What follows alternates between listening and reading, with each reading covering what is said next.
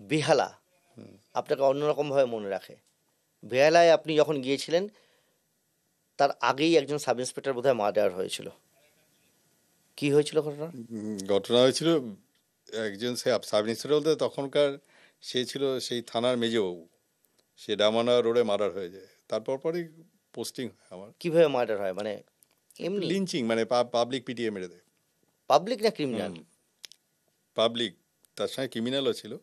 Main রোডের উপরে, ডামানা road তো তখন আরও বিজি ছিল, আরও গাড্ডা ফাড্ডা এতটা চওড়া ছিল না।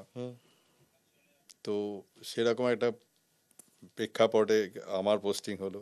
মানে এতটা ভয়ঙ্কর ছিল তখন বেহালা? হ্যাঁ, আমি তখন নিজে গিয়েও দেখেছি যে অনেক সময় দিনের বেলা বোম পড়ছে, ছিনতাই হয়ে যাচ্ছে দিনের বেলা।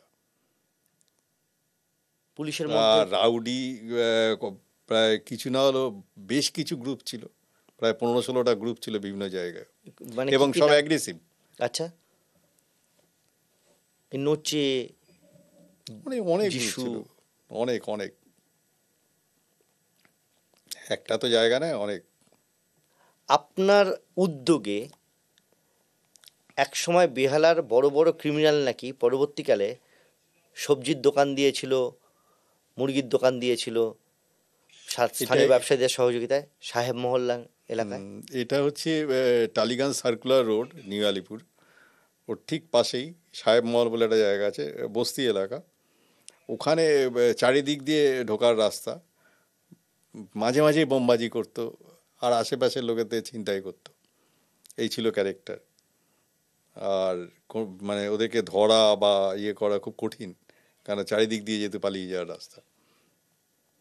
আর তারপরে যেহেতু বাড়ির লোকদেরও একটা সাপোর্ট ছিল, আর্থিক দিক দিয়ে যেহেতু খুব পিছিয়ে পড়া এলাকা ওইটা, সেখানটায় আমরা আশেপাশে ভালো যেগুলো ক্লাব বা এগুলোকে অর্গানাইজ করে আমরা ওদেরকে অন্য সৎ পথে বেঁচে থাকার কিছু কিছু রাস্তা, যেরকম কিছু দোকান এইসব টাইপের জিনিস করে দিয়েছিলাম।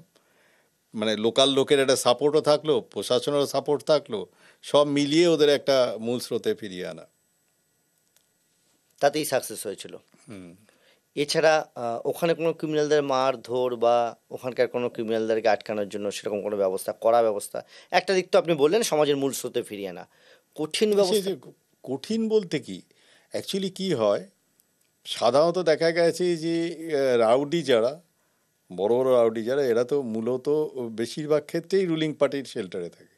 ঠিক, বেশিরভাগ ক্ষেত্রে ঠিক।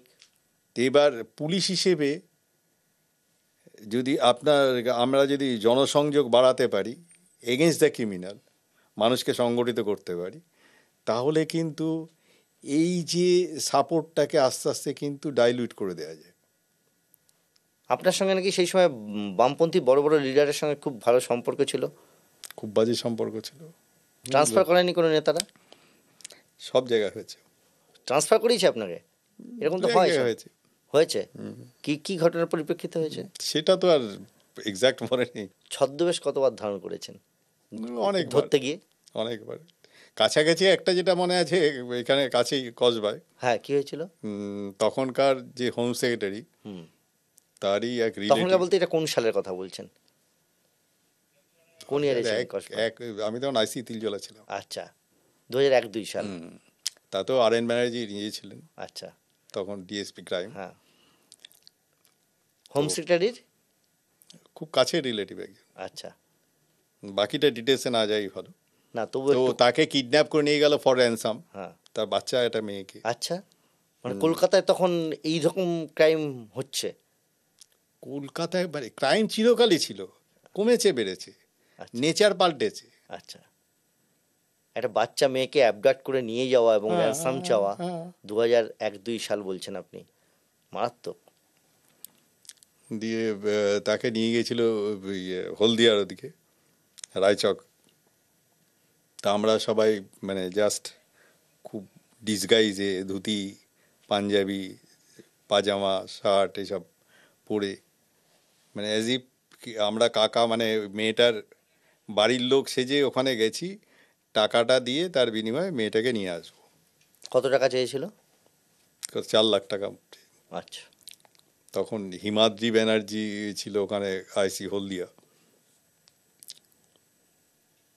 তো সেটাও আমরা ডিসগাইসে কিন্তু খুব এফেক্টিভলি রোল প্লে করতে পেরেছিলাম আলটিমেটলি। না, তারপরে ওখানে পৌঁছলেন, কি ঘটনাটা একটু বলুন না না, বিস্তারিত। এবার পৌঁছালাম, তারপরে আমরাও টার্গেট করছি যে ওরা কেউ আগে থেকে দেখতে পাচ্ছে কিনা, কেন যে আগে দেখবে সে অ্যালার্ট হয়ে যাবে। হুম। ওরা যদি দেখে ও অ্যালার্ট হবে, তার মানে ওরা আমাদের ওয়াচ করবে, আর আমরা যদি আগে দেখতে পাই তাহলে আমরাও আগে থেকে ওয়াচ করতে পারবো। তারপর পৌঁছলেন। ব্যাগ রাখলাম, হুম। তারপরে দেখলাম আস্তে আস্তে এলো মানে কি ব্যাগটা রেখে দিয়ে আমরা দূরে সরে গেলাম। আচ্ছা। তারপরে ওরা সে ব্যাগটা নিতে এলো, দিয়ে আমরাও চারিদিকে আস্তে আস্তে চেষ্টা করলাম যে ওদেরকে ম্যাক্সিমাম নাম্বার যে কজন আছে সবাইকে যেতে ধরা যায় একসঙ্গে। কতজন ছিল ওটা? ওরা 3 জন ছিল, আচ্ছা। 3 জনকে ধরা হলো। 3জনই এলো ব্যাগ নিতে? এক এক করে এলো। আচ্ছা। মানে ওরাও তো ওয়াচ করছে, ঠিক। যে একজনকে পাঠিয়ে দেখছে, আরেকজন দেখছে যে কেউ আছে কিনা, কেউ এগোচ্ছে কিনা আশেপাশে থেকে।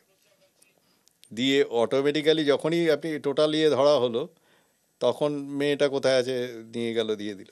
আচ্ছা, অ্যাবডাকশন তার মানে এই 3জনই করেছিল? এটা কি কাঁচা গ্যাং ছিল? অন্য কেউ হলে তো। অ্যাকচুয়ালি বিভিন্ন টাইপের গ্যাং আছে, যেরকম আমরা এমনও পেয়েছি চাকরি করতে গিয়ে, বাচ্চা মেয়েকে কিডন্যাপ করে নিয়েছে র্যানসামের জন্য, কিন্তু আলটিমেটলি দেখা গেছে কি যেদিনকে কিডন্যাপ করেছে সেদিনকে মেরে দিয়েছে। যেটা আমার একটা মনে আছে, জগদ্দলে শ্যামনগরে বিআরএস কলোনি বলে একটা জায়গা আছে, ওখানে একটা বাচ্চা মেয়ে, তাকে কিডন্যাপ করলো। তো তার বাবা ও ভাটপাড়াতে ওই কাকিনার ফায়ার স্টেশন আছে, ওখানে চাকরি করতো। এবার কিছুতেই কিছু ডিটেকশন হচ্ছে না, কে কে নিয়ে গেল। দিনের বেলা, তখন বিকেল 4টে-5টে বাজে, তখন মেয়েটাকে দেখা গেছিল পাড়ার মধ্যে ঘুরছে, তারপরে আর দেখছি নেই। এবার আমরা ওর কাকার ছেলে, পাশের বাড়িতেই থাকে, মানে ওর দাদা আর কি, তো তাকেও আমরা জিজ্ঞাসাবাদ করছি। জিজ্ঞাসাবাদের ইন্টেন্সিটি যত বাড়াচ্ছি, তত দেখছি ওর মানে মেয়েটার বাবা, সে আমাদেরকে রেস্ট্রেন করছে। আচ্ছা। দেখে এত কেন জিজ্ঞাসাবাদ করছে। এইসব করতে করতে আমরা বহু রাউন্ড ইন্টারোগেশন করে করে, জিজ্ঞাসাবাদ করে করে, লাস্টে যেটা পেলাম সেটা হচ্ছে ওর সঙ্গে আরও 2জন ছিল, 3জনে মিলে মেয়েটাকে নিয়ে গিয়ে কল্যাণী এক্সপ্রেসওয়েতে মার্ডার করে ফেলে দেবে। ওই দিনকেই। তো বাবা বাধা দিচ্ছিল কেন? বাবার তো ভাইয়ের ছেলে। আচ্ছা, বাবা ও তো জানে না। আচ্ছা। ও তো জানে না, আমরাও তো ভাবতে পারিনি। আচ্ছা। মানে ঘটনাটা এতটাই অদ্ভুত, মানে এই 3জনে মার্ডারটা করলো, সঙ্গে আরও 2জন ছিল, মার্ডারটা করলো, এদের প্ল্যান কি না ওই টাকাটা ভাগ করে নিয়ে এটা যে যার মতো ব্যবসা করবে। অল্প বয়স, 3জনেরই বয়স কম। আচ্ছা। কেসে সাজাও হয়েছিল। আচ্ছা। তো কেসটা তদন্ত করেছিল তখন চন্দ্রশেখর দাস বলে একজন সাব ইন্সপেক্টর ছিল। এরকম মানে ছিল সুমনজিৎ রায়, তখন এসডিপিএ ছিল, উনিও ছিলেন। ঠিক। তাহলে মার্ডারটা করলো কেন? মানে ওরা কি মানে ম্যাচুরিটি না থাকার কারণে ভয় পেয়ে গেল যে চিনে ফেলবে? এক সময় কি হয়েছে, এক সময় টাকার লোভটা বেশি কাজ করে গেছিল। তখন ভেবেছিল ছেলেই টাকা দিয়ে দেবে। পরে তো এটা ভাবেনি যে ছেড়ে দিলে যে গিয়েও তো নাম বলে দেবে। আচ্ছা, দেখতে পেয়ে গিয়েছিল নিজের আপন কাকা। হ্যাঁ, তো জানবে দাদা, আপন দাদা। হ্যাঁ, তো বাড়িতে বলে দেবে তো। হ্যাঁ। তো পরে এই নেগেটিভ জিনিসটা বেশি প্লে করে গেছিল। ঠিক ঠিক। এবং সে দিনের দিনই মেরে দেয়। তারপরে নিজে নিয়ে গিয়ে ডেড বডি রিকভার দেখায় কোথায় আছে, কি বৃত্তান্ত দেখালো, এবং কেসে সাজাও হলো। বনগাঁয় কোনো একটা ঘটনা ঘটেছিল যেটা মারাত্মক কোনো একটা মহিলাদের সঙ্গে। ঘটনা তো প্রচুর থাকে, ঘটনা আপনার জীবনে তো ঘটনা বহুল, প্রচুর প্রচুর ঘটনা, কিন্তু বনগাঁর ওই ঘটনা অন্যরকম। একবার শুনেছিলাম আপনি গল্প করছিলেন কোনো একদিন। বনগাঁতে একদিন, আমি তখন ওসি বনগাঁ ছিলাম,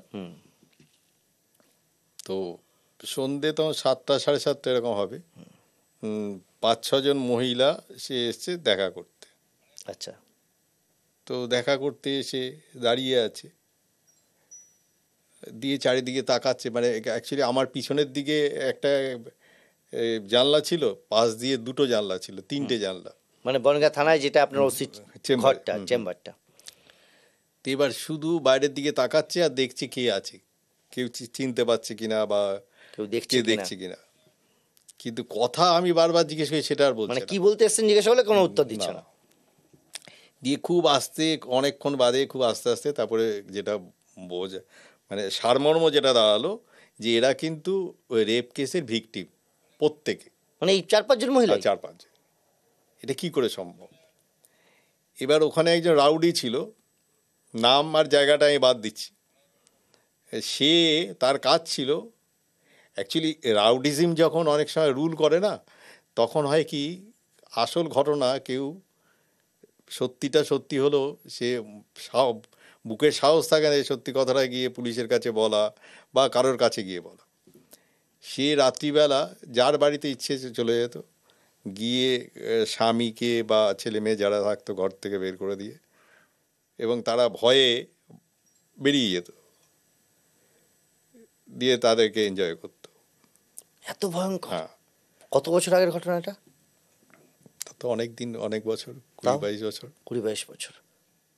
তার মানে পরবর্তীকালে আমরা শাহজাহান সম্পর্কে যে সমস্ত বিভিন্ন জায়গায় না না, ছড়িয়ে ছিটিয়ে শাহজাহান বাড়ি আমি যেটা বললাম এটা পুরো আকাশ এটা তো আনকমন Yes. বলেই মনে আছে। একদম।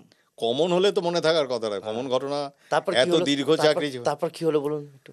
না। তারপরে আমরা যেটা ঠিক করলাম সেটা হচ্ছে ওদের মধ্যে থেকেই বলে দিলাম যে আজকে বা কালকে যার বাড়িতে যাবে তোমরা তো বাকিরা ওয়াচ করবে, দিয়ে আমাদেরকে খবর দেবে। তখন তার এই মোবাইল ফোন ছিল না, ঠিক। দিয়ে খবর দিল, তো আমরা গেলাম। এবার যে যার কথা বলছি, যে আসামি, যে সে ভালো বড় মাপের রাউডি, তারও প্রচুর চালাচামুন্ডা আছে। তা আমরা যখনই গেলাম ধরতে, অটোমেটিক্যালি ও তার আগে বুঝে গেল, দিয়ে আমাদের সঙ্গে এনকাউন্টার হলো, মারা গেল। আচ্ছা, মানে গুলি চালালেন? ওরাও বোম চার্জ করলো প্রথমেই। মানে টার্গেট ছিল মারবেন? না, মারবো টার্গেট ছিল না, মানে বোম চার্জ করবে, বরং এটাই ধারণার বাইরে ছিল। গুলিটা কে চালিয়েছিল? আমরাই চালিয়েছিলাম, আমিই চালিয়েছিলাম। একটা ফায়ার? একটা কি এক্সাক্ট মানে 2-3টে তো মিনিমাম করতে হয়েছে একটা ফায়ারে। কোথায় কোথায় লেগেছিল গুলি? অতটা মনে নেই। এই ধরনের ঘটনা প্রচুর হয়েছে, ভালো লেগেছিল মেরে? প্রচুর ঘটনা আছে এই ধরনের ঘটনা। এরকম গুলি যেখানে- চালিয়েছেন আরো? হ্যাঁ, কোথায় কোথায়? বহু আছে। যেরকম কাকিনার, আমি তখন জগদ্দল থানায় ছিলাম, কাকিনা স্টেশনের ঠিক ওপারটাকে বলে রথতলা এলাকা। তখন বাবু কুণ্ডু বলে একজন রাউডি ছিল, তো ও ওই এরিয়াটা রুল করতো। ওর গ্যাংয়ে প্রায় 150-200 ছেলে ছিল, এবং যতগুলো বিশাল এরিয়া, যতগুলো এন্ট্রি পয়েন্ট, সব জায়গায় বোম নিয়ে ওর দলের ছেলেরা পিকেটিং করতো। আচ্ছা। মানে পুলিশ ঢুকলেই বোম চার্জ করবে। আচ্ছা। তো তখন যে এসডিপিও ব্যারাকপুর ছিল, সে ছিল তখনকার আইসি, যে ছিল সুনীল মণ্ডলের, আমরা সবাই মিলে 4টে দিক দিয়ে প্রায় 9খানা গাড়ি নিয়ে আমরা ঢুকলাম দিনের বেলা, দুপুর 2টো। প্রায় ঘন্টা 3 ধরে ওরা বোম চার্জ করলো, ফায়ারও করলো। হ্যাঁ, রাইফেল দিয়ে ফায়ার করলো।